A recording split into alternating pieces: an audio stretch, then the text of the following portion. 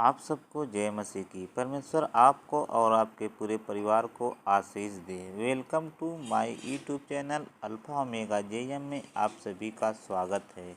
आज मैं आपके लिए प्रेरितों के काम अध्याय 6 वचन 8 अध्याय 8 और वचन 5 से 40 तक देखने को मिलेगा।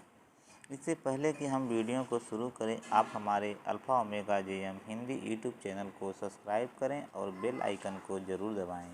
इससे वीडियो का नोटिफिकेशन आपको सबसे पहले मिले। आइए हम वीडियो को शुरू करते हैं।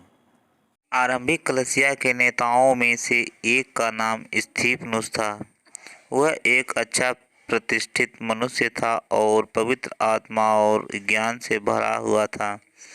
स्तिफनुस ने बहुत से आश्चर्य कर्म किए थे और यीशु पर विश्वास करने के विषय पर लोगों को समझाया करता था। जब एक दिन स्तिफनुस यीशु के बारे में उपदेश दे रहा था तो बहुत से यहूदी जो यीशु पर विश्वास नहीं करते थे उससे वाद विवाद करने लगे।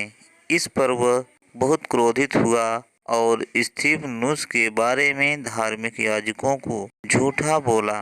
उन्होंने कहा, हमने इसको मूसा और परमेश्वर के व्यवस्था में निंदा की बातें कहते सुना। तब स्तिफनुस को पकड़कर महासभा में ले गए और उसे महायाजक और अन्य यहूदी नेताओं के सामने खड़ा किया, जहां कई और झूठे गवाहों ने स्तिफनुस के बारे में झूठा बोला।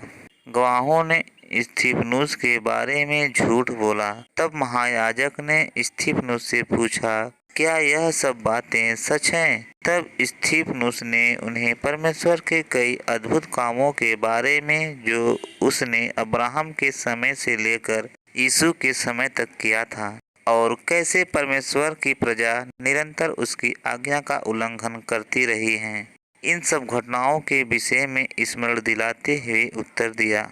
फिर उसने कहा, हे हठीले और परमेश्वर से बलवा करने वालों, तुम सदा पवित्र आत्मा का विरोध करते हो, जैसा तुम्हारे पूर्वज ने सदैव परमेश्वर का विरोध किया और उसके भविष्यवक्ताओं को मार डाला।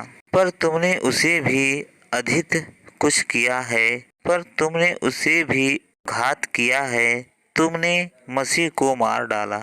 जब धार्मिक नेताओं ने यह सब सुना तब उन्होंने बड़े शब्द से चिल्लाकर अपने अपने कान बंद किए। उन्होंने स्तिफनुस को नगर से बाहर निकालकर उसे मार डालने की इच्छा से उस पर पथराव किया। जब स्तिफनुस मरने पर था तो वह प्रार्थना करने लगा, हे प्रभु यीशु, मेरी आत्मा को ग्रहण कर। फिर घुटने टेक कर ऊंचे शब्द से पुकारा, हे प्रभु, यह पाप उन पर मत लगा। और यह कहकर वह मर गया। एक शाऊल नामक जवान स्तिफनुस की वध में शामिल लोगों से सहमत था और वह उन सब के कपड़ों की रखवाली कर रहा था।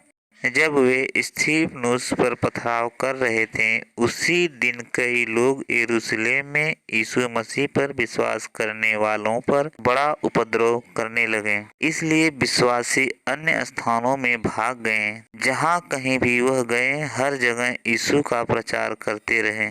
यीशु का एक चेला जिसका नाम फिलिप्पुस था, वो उन विश्वासियों में से एक था जो सताव के दिनों में यरूशलेम से भाग गए थे।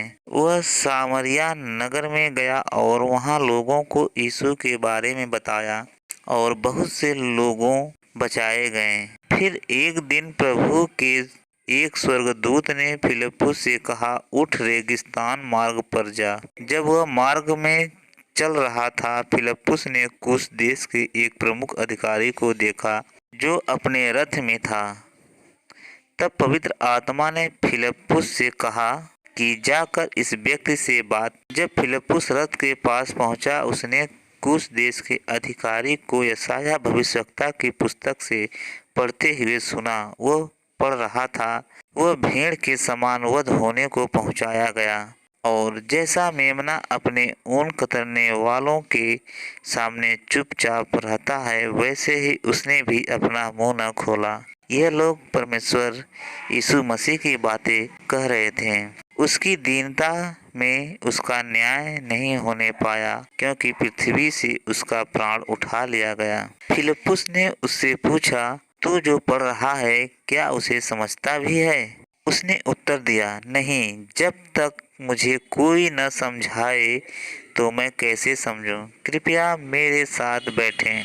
क्या यशायाह यह अपने विषय में कहता है या किसी दूसरे के? फिर फिलिप्पुस ने उसे समझाया कि यशायाह यह यीशु मसीह के बारे में बता रहा है। तब फिलिप्पुस ने अन्य शास्त्रों का भी इस्तेमाल करके उसे यीशु का सुसमाचार सुनाया। मार्ग में चलते चलते वे किसी जल की जगह पहुँचे।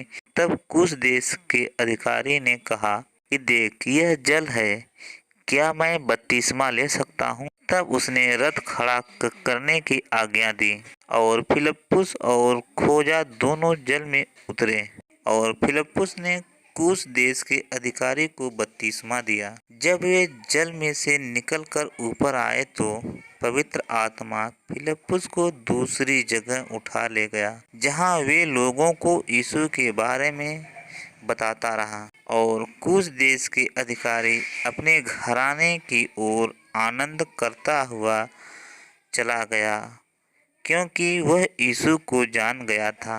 आमीन। परमेश्वर आपको बहुत सारी आशीषें दें। हालेलुया।